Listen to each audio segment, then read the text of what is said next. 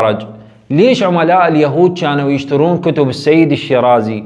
يوم من الأيام السيد الشيرازي يقول أنه كنت أنا مهتم بالمسائل اللي أدت إلى تخاذل وتراجع المسلمين، وليش الغرب تقدم وإحنا تخاذلنا وتراجعنا؟ يقول فهذا الموضوع كان يثير بالي، فيقول قمت أبحث وأدور حول هذا الموضوع، فوصلت إلى المسائل اللي تتعلق باليهود، فنشرت عدة كتب وعدة مقالات حول هذا الموضوع.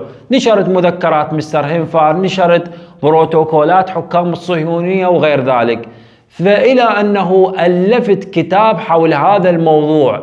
فبعد ما ألفت هذا الكتاب وطبعناه ونشرناه بالمكتبات، هذا الكتاب بفترة قصيرة نفذ من الأسواق، ما كنا نلقاه بالأسواق. فبعدين قلت هذا الكتاب ليش ما موجود بالأسواق؟ نشرته وطبعته مرة ثانية، وكذلك خلال فترة قصيرة هذا الكتاب نفذ من الأسواق، مما أدى إلى أنه أنا طبعته مرة ثالثة. بعدين كذلك هذا الكتاب نفذ بالأسواق.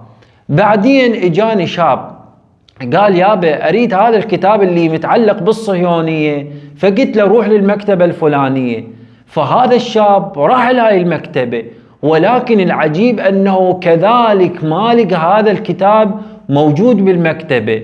فيقول أنا قمت أبحث ليش هذا الكتاب بسرعة يخلص من المكتبات، ولكن بعدين من خلال الدلائل ومن خلال القرائن اتأكدت أن عملاء اليهود يشترون هاي الكتب ويفسدونها.